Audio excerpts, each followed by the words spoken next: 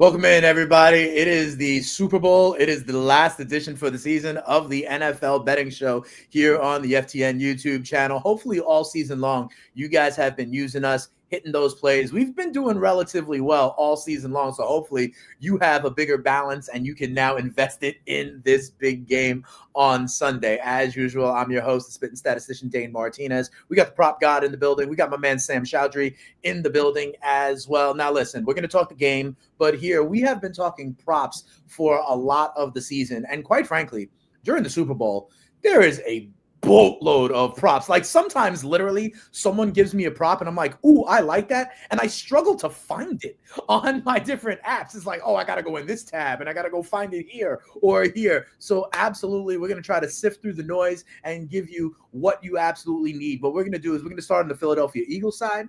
Then we're going to talk about our Chiefs props. Then we'll maybe talk a little bit about the game overall and see if anybody is on, Taylor Swift props or anything like that. I'm telling you right now, I saw a line for 30,000 to 1 to have Drake join Kendrick Lamar on halftime. What? I know he is not like us, and I don't think that's going to happen, but you never know on something like the Super Bowl, right? So let's get it started. We are going to start actually, Sam, like I said, sometimes you find values in places that you don't necessarily look. I mean, heck, FanDuel is hanging like next-gen stats. Will somebody run over 20 miles an hour, for goodness sakes? You can find absolutely anything. But, Sam, you were starting in the kicking game. So let's talk to me about Jake Elliott here in Super Bowl 59.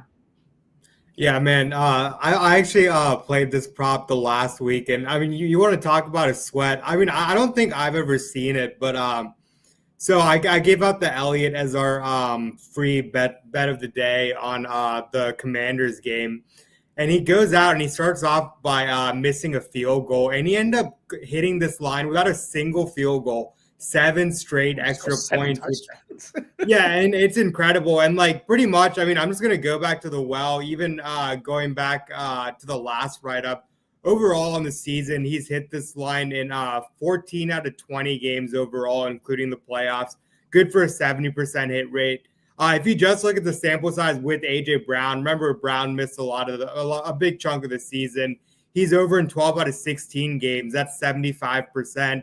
And then when you look at just the playoffs alone, he has 10, 10, and 7 points, averaging 9 kicking points a game. So, again, it's strictly just a hit rate play for me, and it was a sweat last week.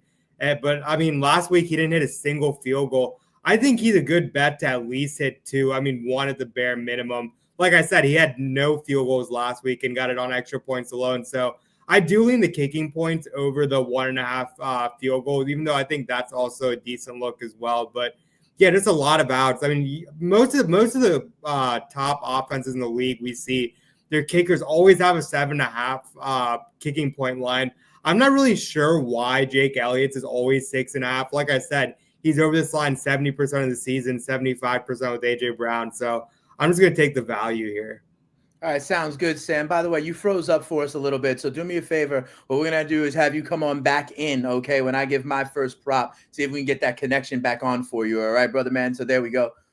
Here's what I'm going to do here. My thing, listen, I don't know. There's no free square prop. There's no guarantee of anything, right? But yep. I think I've got one that's definitely going to happen. And quite frankly, I was surprised, prop, to see this play at minus 110 at some places, okay? And at minus 110, you can get Jalen Hurts to score a touchdown in this game, okay? And I just don't understand why this number is only minus 110. Jalen Hurts, we go back to the NFC Championship game, 3 rushing touchdowns. You go back to the Super Bowl 2 years ago, 3 rushing touchdowns. Jalen Hurts has started and finished 17 games in the regular season and in the postseason so far this season. He scored a touchdown in 12 of them. Okay, and we know, I mean, heck, there is a play in the NFL that they are considering banning from the NFL because Jalen Hurts and the Philadelphia Eagles do this so well. So to me, I was very surprised. I know the Barkley touchdown number is like minus 160 in some places.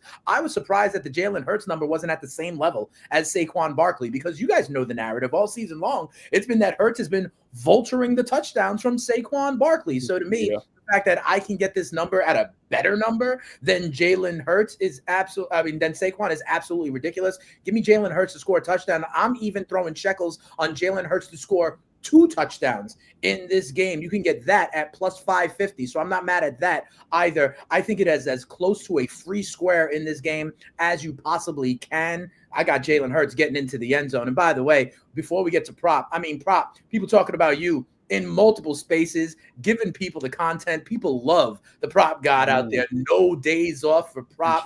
Prop brought you here straight from playback. Converting audience is over. And my man, interestingly enough, Adam's Digest is talking about the octopus. I think the octopus is very interesting for Jalen Hurts as well, okay? Whether he scores and then rushes in on the 2-point conversion, or if you get on the extra point, you get a penalty, they move it to the 1-yard line, you get the tush push yet again. So I like the Jalen Hurts, not only to score, but the octopus is an interesting look as well. Well, prop, everybody loves you and your content and your prop. Give me the first prop you have on the Philadelphia Eagles side. Yeah, so the first one I got is going to be Devontae Smith. Longest reception over 20.5 yards. This was a smash play for me all season long. Looking at Smitty, he is over this in 11 out of 16 games this season, averaging the longest reception of 24.7 yards. In 3 head-to-head meetings with the Chiefs, he's over in all 3 games, and he's averaging the longest reception of 41 yards. So when I think about the Chiefs, the defense is solid, they will give up the big play. Looking at Stats Hub, the Chiefs allowed the 8th highest deep throw rate at 13%, and they also allowed the 8th most deep completions in the league at 25. So I think the big play, the deep threat will be there for Smitty. We just need Hurts to connect with him, and I think he will. Smitty's been great against the Chiefs throughout his career, and I think that'll continue in the Super Bowl. All right, fair enough. And prop, I like how you go and digging into Stats Hub and you're talking about a longest reception on the Philly side, because if you flip it, the Chiefs actually have the lowest ADOT average depth of target in the league. And going digging into Stats Hub, one of the things I saw on balls that travel 20 or more air yards, the Philadelphia Eagles have the second lowest completion percentage against them at only about 24%. People are not completing the deep ball against Quinyon Mitchell, Cooper DeJean, and others in that Philly pass game. So I like that you picked Devontae Smith on the Eagles side. I actually believe that Jalen Hurts is going to have to throw the ball deep in this one. Sam, let's go back to you. This one is a plus 220 bet. And I got to tell you, it conflicts with something that I'm doing, but a lot of people are on Dallas Goedert in this game. Some people are on him in the passing game. You, at greater than 2-1 odds, are in Dallas Goedert in another way. Yeah, I mean, I'll start off by saying I really do love Dallas Goedert in this game. I mean, the matchup paired with his recent usage. I mean, he's tied with A.J. Brown for first on the team in target share in the postseason. So, yeah, he's a phenomenal play. I just think at this point his props are getting a bit too inflated to my liking as far as the receiving goes. But, yeah, this one, the plus 220 numbers, I'll start off by saying he's only hit this he's hit this line just one time, and that was last week, the first time all season. He had 2 carries for 13 yards. But, I mean, we saw it was because Kenny Gainwell was hurt, and rather than putting in Will Shipley, their new rookie running back, they decided to give a couple handoffs to Dallas Goedert, and it was in a somewhat critical situation. They were in the red zone. Now, I don't think that is their plan A to have Dallas Goedert get carries, but again, a plus 220 number on something we just saw hit twice last week, I think it's worth sprinkling on. And again, Goedert, he's just been a massive part of their offense throughout the postseason. I mean, maybe they decided to give him carries because they want to continue to feature him just because he's played such a big role in this postseason stretch. So I don't think it's likely, but that's what the plus 220 odds suggest as well. So I definitely think it's worth sprinkling. Again, we just saw it last week, and Gainwell still isn't cleared to play. So if it is Barkley and Shipley, then I'd feel a lot better about this line. And I also think that the odds are going to move away from you. So I think it's definitely worth sprinkling on.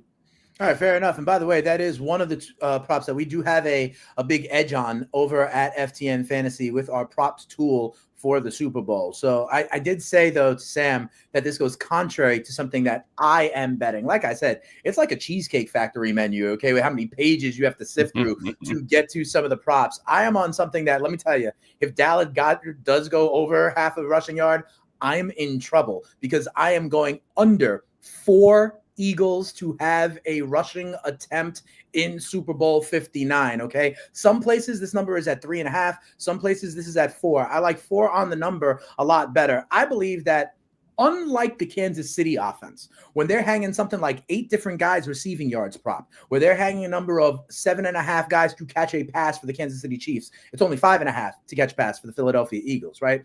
I say this to mean I think that the Eagles offense is a lot more concentrated, a lot more consolidated around their key guys, especially in the run game. I think we're going to have Saquon Barkley. I think we're going to have Jalen Hurts, and I do believe ultimately Kenny Gainwell will be up, and he's going to run the ball as well. That's it. I think Dallas Goedert was, like you said, it only happened once, and that was kind of almost to protect third string Will Shipley just in case. I think they only bring in Shipley if it is a blowout. I don't expect this game to be a blowout. And then I checked for things like the end around, right? And Devontae Smith, who's their guy, if they were to do an end around, has only had it one time all season. And I think maybe in other kinds of games or in blowouts, you may see the Eagles get cute. Not in this one. I think this is going to be heavily concentrated in a tight game between Saquon, Gainwell, and Jalen Hurts. And then that's why I get the number at 4. Even if there is a Goddard, even if there is an end around, even if, someone gets banged up and Shipley gets involved, then you push when 4 on the number. So I actually think it's only going to be Saquon, Hurts, and of course Kenny Gainwell, who I do think will clear the concussion protocol. Sam mentioned this. He did practice in a limited fashion yesterday, right? So that's a good step in that area. So I think there's only going to be 4 Eagles to get a carry in this one. That'll do it. On your point, the end around that you talked about, I haven't seen Phil. I didn't look at the numbers. I haven't seen Philly do it specifically, but I want to say it's 2 seasons ago where they changed on the end around. If it's a pop or like a pass, it counts as a reception. I think they changed that 2 seasons ago. Kansas City does it all the time. I mean, you get Mahomes with he gets a passing touchdown when they do an end around, as long as it's not a direct handoff. It's a little toss up. So you also have that out as well, which I kind of like too. I agree with that, Sam. And let me tell you something on a related note on that. And we're going to go to the Kansas City side. None of us have made this play out in the industry. I've heard a lot of people on the Xavier Worthy 5.5 rushing yards. And your point, Sam, if they do that little, that could be graded as a reception, not as a rush. So keep your eye on the way that looks. Kind of like you said, Sam, a lot of the Kansas City, even at the goal line to Kelsey, the shovel pass, they do that a ton. But watch that it's actually a handoff for that Xavier Worthy bet. All right, let's go over to the Kansas City side where I first things first, I got to advertise the prop shop. Okay, you got to go on over to the prop shop. You got to go and get the best of the number. And I do that specifically because my guy Sam and my guy Prop are on the same exact prop. However, they have it at a different number and at different juice. And I think that's very interesting. I like them both. We are going to start with Prop. I'm talking about, listen, Prop, you gave out the same play in the AFC Championship game. Sweaty.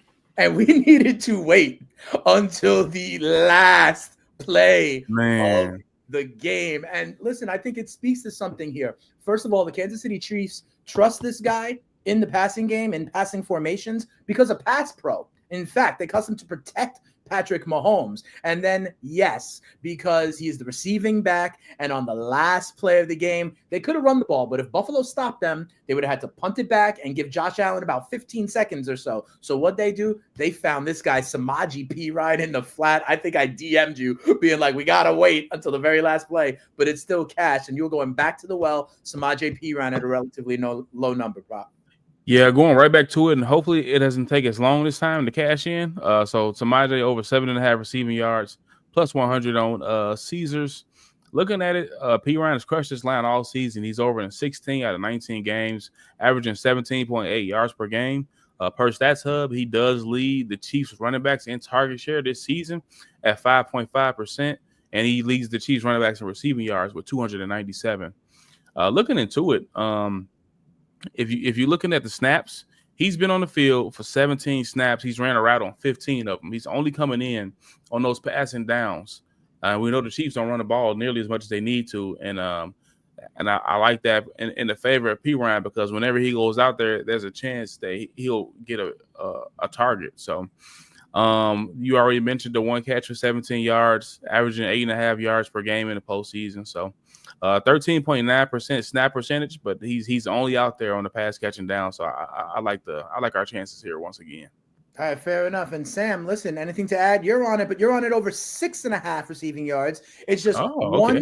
1 yard difference, right? But whereas Prop talked about it at even money over at Caesars, you're laying 20 cents of juice over at BetMGM. Talk to me about any more reasons you think Perine gets this catch, and what is the difference to you in the yard versus the 20 cents? Like if he finishes with one catch for 7 yards, I'm gonna go bonkers on this one, right?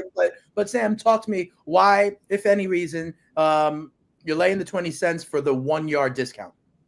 Yeah, I mean, I really don't have any reason at all. I don't think there's any way that he middles this number and lands on 7 exactly.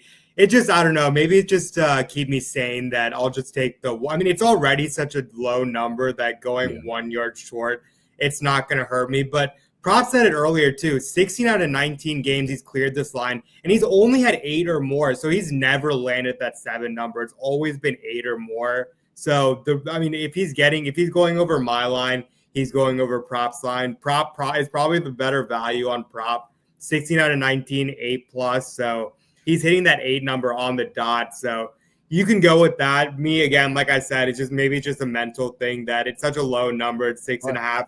I think you're just really betting, is he going to catch the ball at one time this game? And if he does, I think he clears both numbers. And my favorite thing about last week is, I mean, even though it was a sweat, it came down to the wire. It was probably the most critical point in the game. You know, they needed that first down. They needed to keep Buffalo off the field, and Perine was the back they trusted.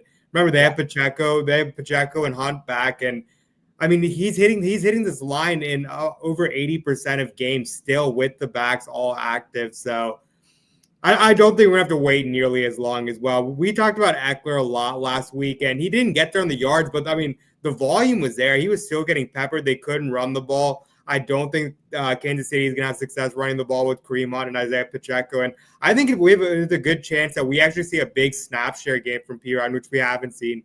Prop talked about it earlier. He's a specific guy. Almost every time he's on the field, he's either running a route or he's there for pass protection or to seep out in the flats because he's the guy they trust in passing down situations. And we've seen this Kansas City team play from ahead a lot. And I think this is going to be a tight game where, again, they're not going to be able to run the ball. And Perine, I mean, his skill set is just perfect for this matchup. So I think he's just going to be on the field a lot more.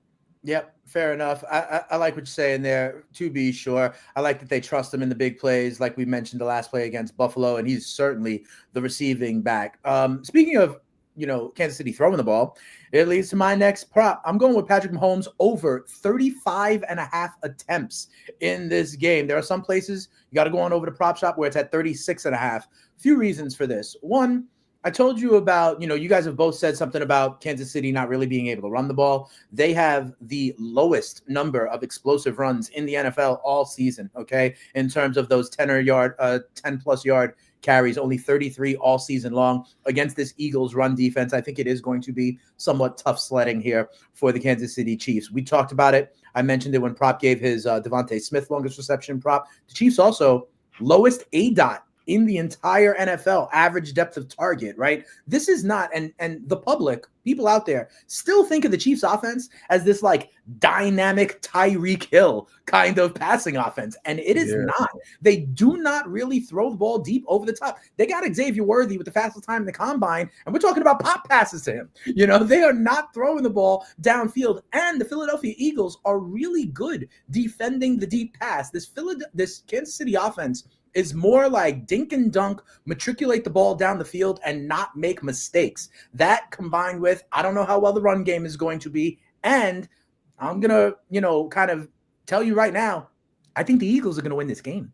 So I think that Patrick Mahomes is going to have to throw the ball a little bit. I think there will be a 2-minute offense. I think there will be a 4-minute offense. I think there will be a passing game script at some point for Patrick Mahomes and the Chiefs. And if the Eagles get up in this game like they did 2 years ago before the defensive score for Kansas City that got this game back to an even setting, I think they're going to have to throw the ball. I like the attempts better than completions or yards because you get the spikes. You get the thrown out of bounds and all that stuff as attempts as well. I think Patrick Mahomes is going to have to do this with his arm against the Philadelphia defense, and they don't throw the ball downfield, so it's going to be sustained drives. You know, the bubble screens to Worthy, Kelsey over the middle. I think he's throwing the ball 36 times or more. You can get that at minus 130 over at MGM, but make sure you go to the prop shop because some places have it at 36.5. So I'd rather go over 35.5.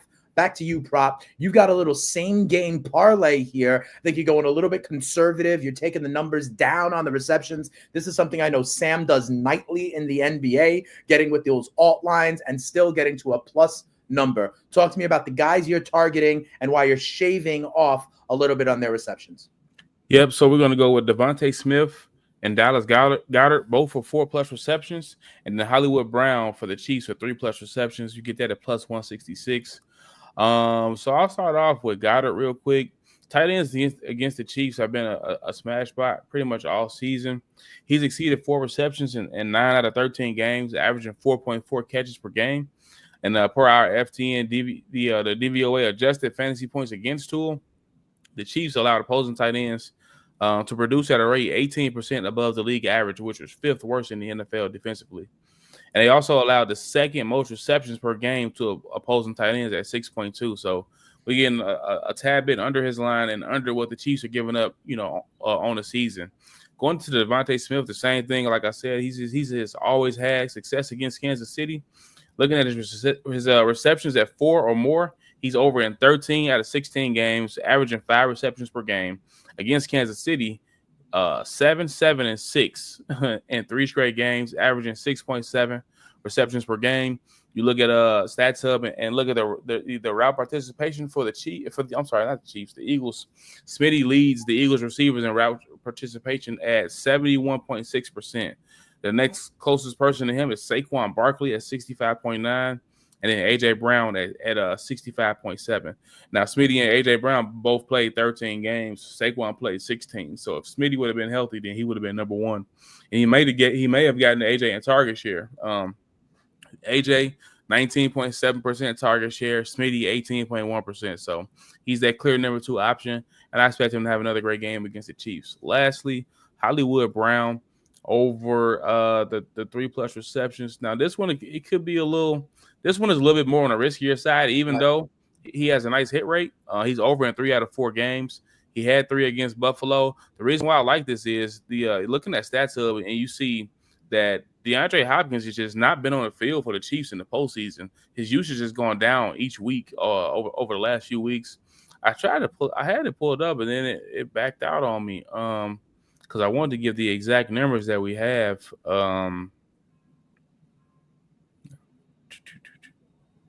There we go. So looking at the Chiefs receiving core in the postseason, the DeAndre Hopkins has been on the field for 21% of snaps compared to Hollywood Brown, who's at 60%. That's 3rd amongst receivers, right behind Worthy and Kelsey. He's ran 42 routes, 3rd. He's 3rd in routes run too. So I think that if Brown has been on the field, it didn't work right in the first game against the Texans, but he got a little bit more active against Buffalo. And I think against the Eagles, you talked about the Chiefs getting rid of the ball quickly. Mahomes had the highest completion percentage on short completions this season, right behind Jaden Daniels was right behind him. I had the same read. I took Jaden Daniels' completions against this Eagle defense. It's going to be the same type of thing where I'm expecting easy completions for Patrick Mahomes, which is why I like your attempts look.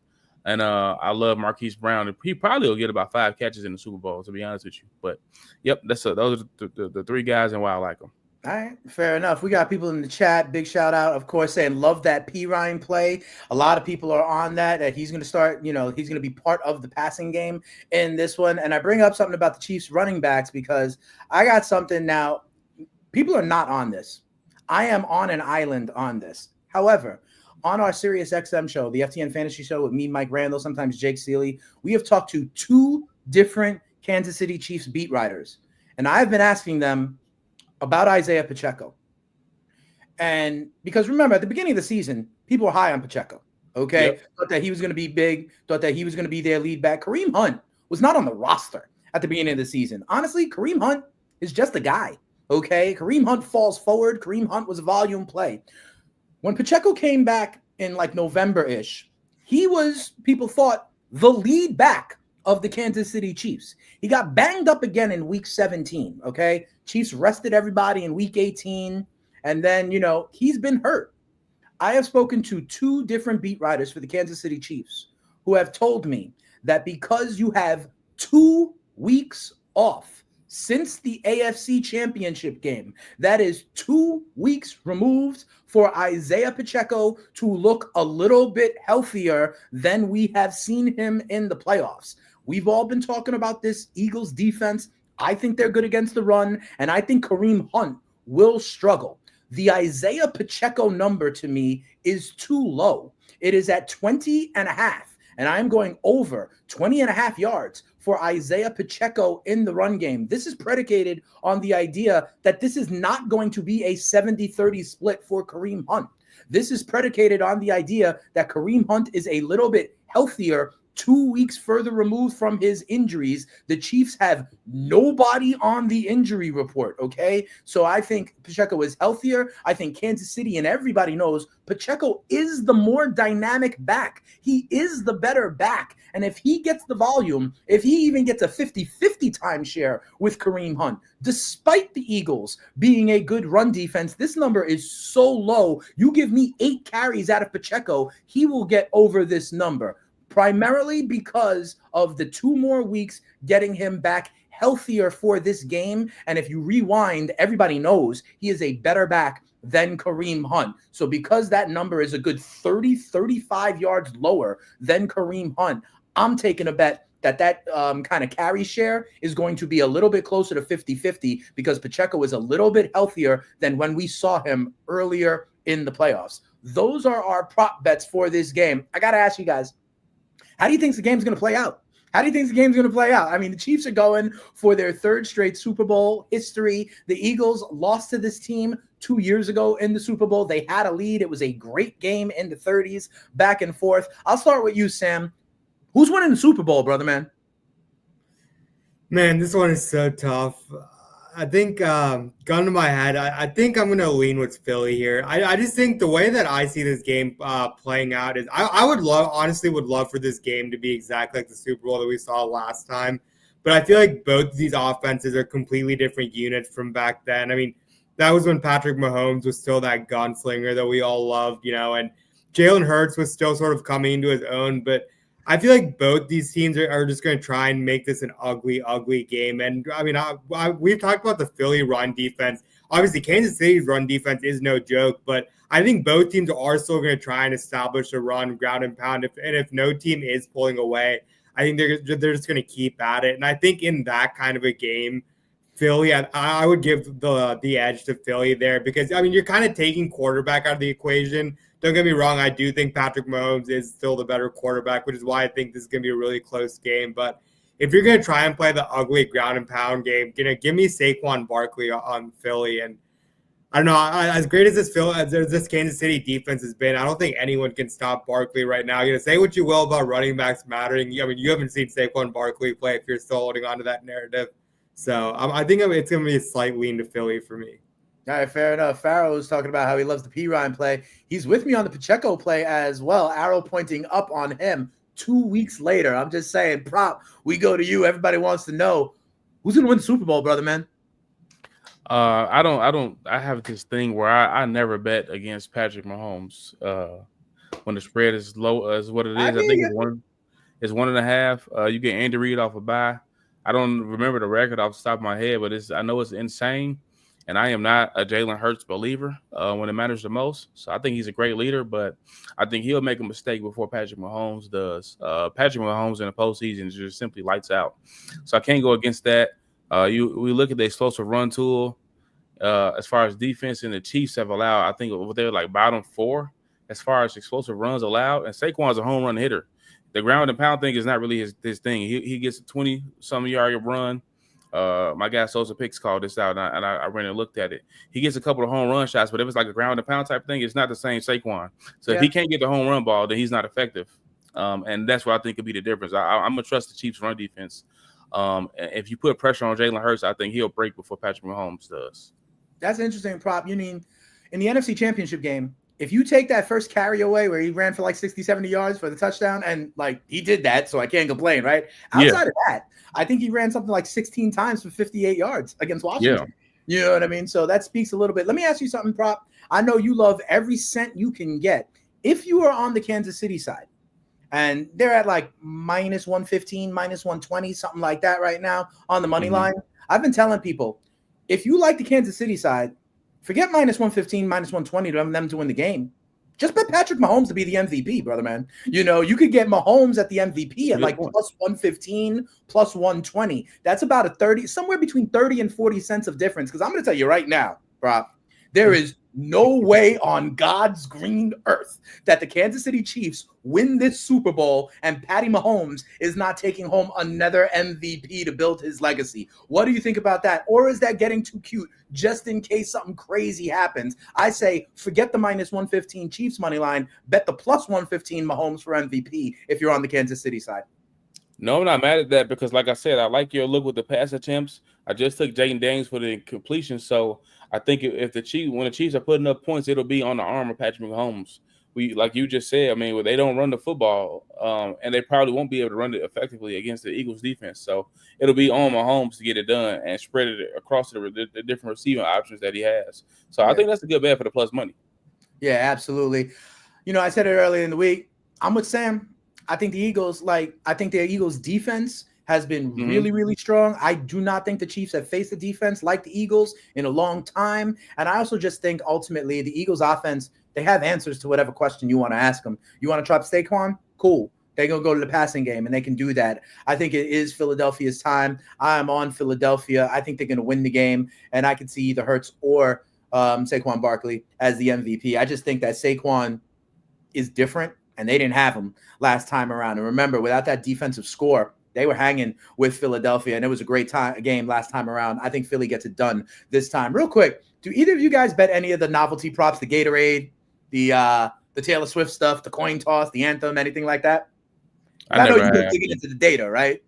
I think you talked about it earlier. A lot of times when I do want to, it's just the hardest part is finding a book that's actually offering it. So sometimes when I can, like before kickoff, I feel like, well, if I'm at a buddy's place, we're doing a get together or whatever, if someone knows of a book that's actually letting you get down on it, I'll definitely try and sprinkle in on those. But yeah, I mean, the hardest part is just trying to find a book that'll take that kind of action. So I got to tell you something, guys, and this is how we might end the show here, end the season here on the NFL Betting Show on the FTN YouTube stream.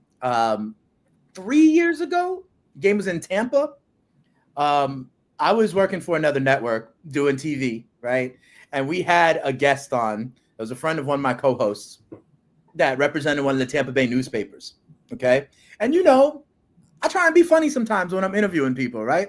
It was the end of the segment. Okay. And I told this guy, his name was Zach Markovitz.